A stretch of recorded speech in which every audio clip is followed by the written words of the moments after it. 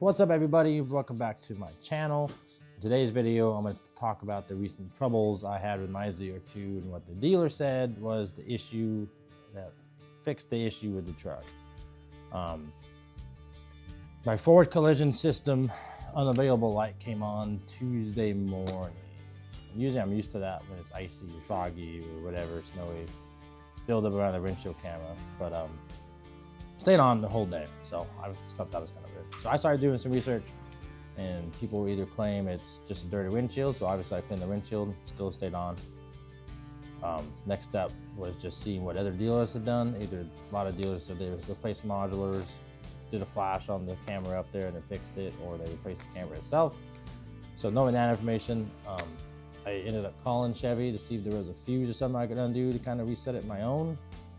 But they told me to just bring it in, so I did. Thankfully, I had an appointment on the 20th, and they ended up getting me in the same week on Thursday. I was able to drop it out Thursday morning. So I dropped my truck off Thursday. It took them 2 days to do any kind of diagnosis on it. Apparently, and you guys comment below if you believe this or not, they blamed the ditch lights and the antenna. So they ended up calling me and asked me if they could remove that stuff as part of their diagnosis. And the tech claims that it worked after that. They took it for like a 10-minute test drive and all the features worked again. So if the forward collision light comes on, then you can't use your adaptive cruise control. You can't use the lane assist thing.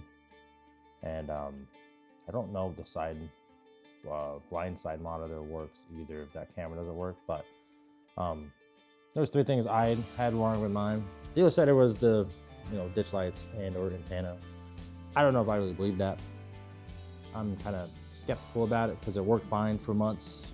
I've had them on there for a long time, never had this kind of issue. I know a lot of other people have ditch lights on their rigs. So if you have ditch lights on your truck and you've had this issue, comment below. If you haven't had issues, comment below and let me know your guys' thoughts on all of this, because I'm just kind of baffled. So they did end up charging me, but they only charged me 1 hour labor. So it was $180, but it is what it is, I guess. If I had thought that it could have been that, I just would have took it off and done it myself. But I really didn't think that would have been the issue with this. So, but who knows if they're telling the truth or not, Can't really trust dealers all that much. Anyway, fast forward to Super Bowl Sunday now. Truck appears to be working fine. I ended up getting a different mounting solution for the antenna. I'm going to end up running it up to the roof rack now. And then the ditch lights I will put on in like a week or 2. Just drive it without it to see what the camera does, and then go from there basically, just to rule out that it wasn't just a glitch. But yeah. So I'm just making this video to let you guys know if you guys run ditch lights or antennas on the hood or something and your forward collision system unavailable light does come on, take everything off the hood before you take it in. If the light still stays on, before you take it in. Because yeah, they're gonna blame all the aftermarket mods, which I'm okay with.